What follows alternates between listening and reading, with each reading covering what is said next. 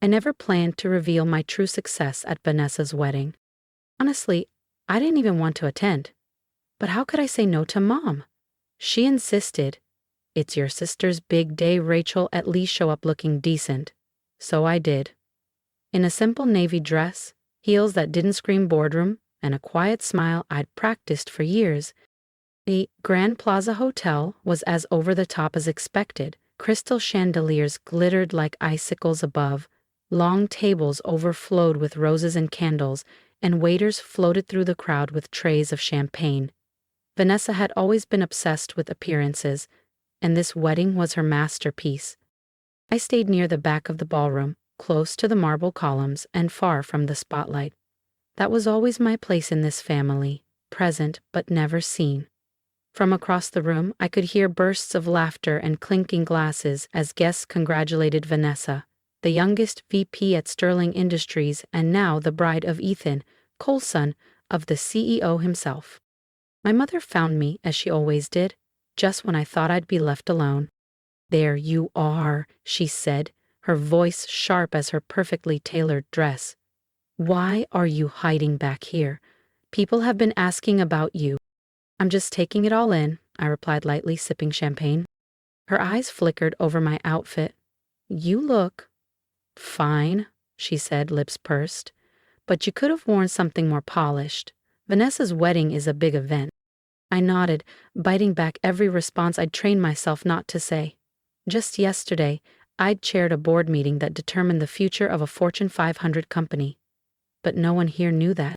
As far as my family was concerned, I worked for a small consulting agency. Nothing serious, nothing impressive, and that's how I liked it. Until tonight.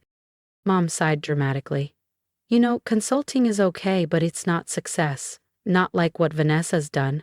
VP at Sterling before 30, marrying into one of the most powerful families in the industry? That's success." I smiled politely, feeling the weight of the antique locket around my neck, my grandmother's, the only person who ever believed in me when no one else did. "Sure, Mom," I said. "That's one kind of success." She didn't hear me. She was already turning toward the crowd, already drifting back toward Vanessa's spotlight, and I stayed in the shadows. Just for a little longer. Because the spotlight? It was about to shift, and no one, especially Vanessa, was ready. "Rachel." Her voice boomed across the ballroom. Vanessa, flawless in her custom-designed gown, glided toward me with a champagne flute in one hand and Ethan, her brand-new husband, in the other. "Still hiding in corners at parties?" she asked, her smile sharp. "Some things never change." Ethan chuckled, clearly amused by the dig. "She told me you still work at that tiny firm. What's it called again? Rainbow Consulting or something?" "Aurora," I corrected calmly. Vanessa waved her hand dismissively. "Right, that boutique one. Still doing small business workshops and freelance stuff? That's cute." My fingers tightened around my glass, but I kept my tone even. "It keeps me busy." Vanessa leaned in slightly, just enough for the nearby guest to hear. "You know, Mom and Dad were actually worried about you for a while. No husband, no real career. But at least you're trying. Independence counts for something, even if it doesn't pay much." Ethan laughed again, louder this time. "She's fierce, though. Vanessa told me how you were always the smart one. Just didn't translate into success, I guess." The words didn't hurt the way they used to. Not anymore. I had heard some version of this story my entire life. Back in high school, I was the overachiever, valedictorian, scholarships, summer programs. Vanessa? She barely scraped by. But she had charm, and charm opens doors when paired with the right connections. Dad made some calls, got her an entry-level job at Sterling, and from there, she climbed. Not because she was the smartest in the room, but because the room had already been set up for her. Meanwhile, I was told to be realistic. "Ambition is great, Rachel, but someone has to do the smaller jobs. Not everyone can be a leader." That's what they used to say. Even now, Vanessa was playing her role, the golden child, the prodigy, the center of attention. And I was still the other daughter. She clinked her glass against mine with a bright smile. "Well, here's to you, sis. May your little company bring you joy, if not money. I smiled back. Oh, it does, I said, more than you know. Because what they didn't know was everything. As the night wore on, the ballroom glowed warmer, richer, the champagne flowed freely. Guests laughed louder, voices blending into a hum of celebration. And at the center of it all, Vanessa radiated like royalty, soaking in every compliment, every admiring glance. Then came the moment she'd been waiting for. She stepped onto the small platform near the band and tapped her glass with a spoon. The room quieted. I just wanted to thank everyone for coming tonight, Vanessa beamed, especially since someone very special is joining us shortly. Richard Cole, the CEO of Sterling Industries, has agreed to stop by. He never attends employee events, but, she shrugged with mock humility, I guess I'm not just any employee. Polite applause followed, a few murmurs of admiration. Vanessa descended, glowing with pride. Richard is here because he values what I bring to the company, she whispered as she passed me. Some of us are actually making things happen, you know. I didn't reply. Because I did know. I knew exactly why Richard Cole was coming. He hadn't returned my emails for weeks. He was too busy trying to get a face-to-face meeting with my company's CEO. I had delayed, strategically, letting the pressure build, letting them sweat.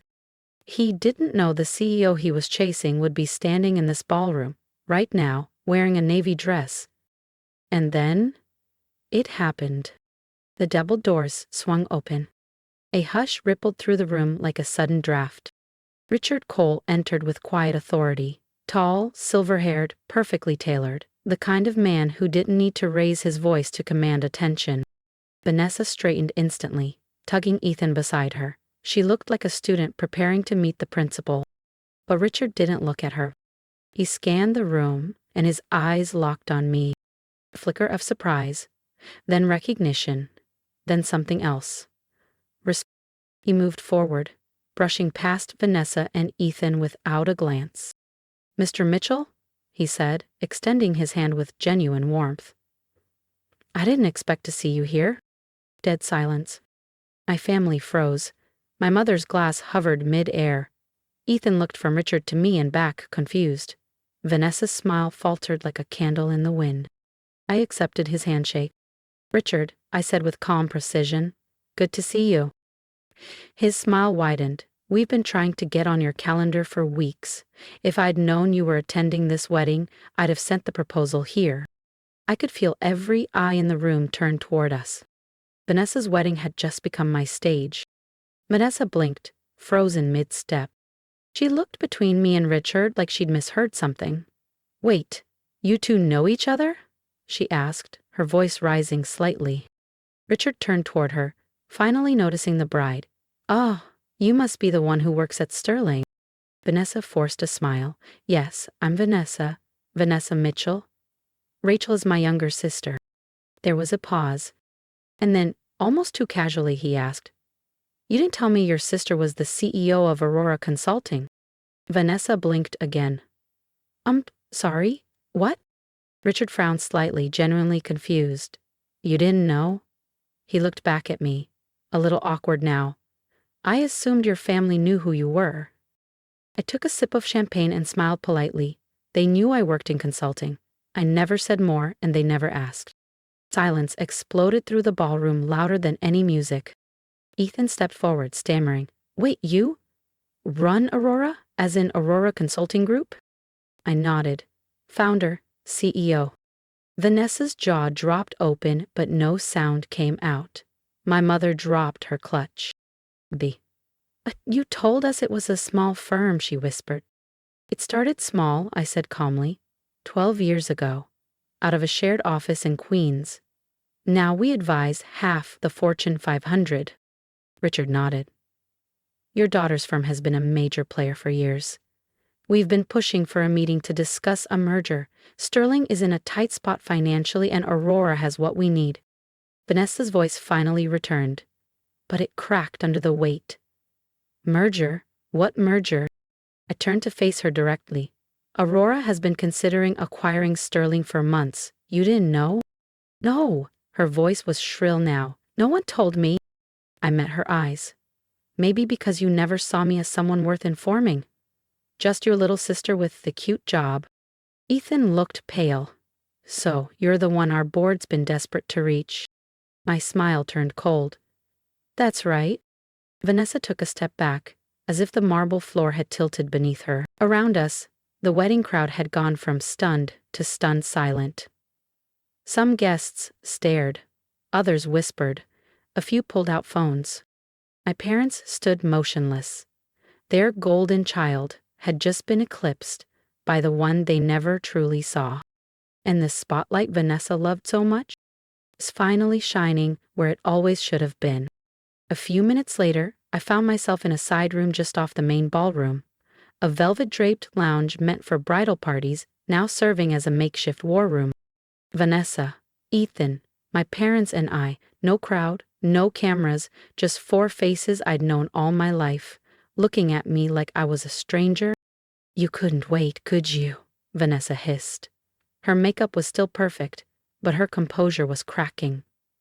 You just had to ruin my wedding. I didn't plan any of this, I replied, voice calm. You brought Richard Cole here to impress your guests. I just happened to be the person he's been trying to meet. Don't twist this, she snapped. You blindsided me. I turned to my mother. Mom? Dad? Anything to say? They exchanged a glance. My father cleared his throat. Rachel, honey, you should have told us. We didn't know. No, I cut in. You didn't ask. For years, you never asked, because you were too busy pouring everything into her. My mother's eyes welled up. We were trying to help her get established. She needed the support. And I didn't, I said, laughing bitterly. I was working 80-hour weeks, eating ramen, building something from scratch, while you co-signed Vanessa's apartment lease, funded her MBA with money from my savings account. My father stiffened. We always meant to pay you back. You never did, I said, because you never thought I'd amount to anything, and now that I have, you're scrambling to rewrite the past. Vanessa folded her arms. You think you're better than us now? No, I said softly. I always was, you just refused to see it. Ethan looked like he wanted to disappear. My mother took a shaky step forward. Rachel, we made mistakes. We were just trying to protect you. The business world is cruel, especially to women. And yet, here I am, I replied, standing, thriving, running the company that's about to save your precious Sterling Industries from collapse. The silence that followed was thicker than the velvet curtains around us. Vanessa sank into a chair, shell-shocked. And for the first time in my life, I didn't feel small in this family. I felt exactly as big as I was. 2 weeks later, I walked into the sleek glass-paneled boardroom of Sterling Industries, the very company that had been held up to me all my life as the gold standard of success. Today, it was mine to reshape. I wore a tailored black Armani suit, power in fabric form. Gone was the navy wedding dress, the quiet smile. In its place, posture, purpose, and presence. The board members were already seated, murmuring as I entered, their expressions a mix of curiosity, concern, and quiet fear. They all knew who I was now. Richard Cole stood at the head of the table and gestured toward the chair beside him. Miss Mitchell, he said with a nod, shall we begin? I sat, laid out my notes, and looked around the room. In the past few months, I began, Aurora Consulting has carefully reviewed Sterling Industries, its finances, leadership structure, operational bottlenecks. I paused. And we've reached a conclusion. Sterling has potential, but it's been managed by familiarity, not merit.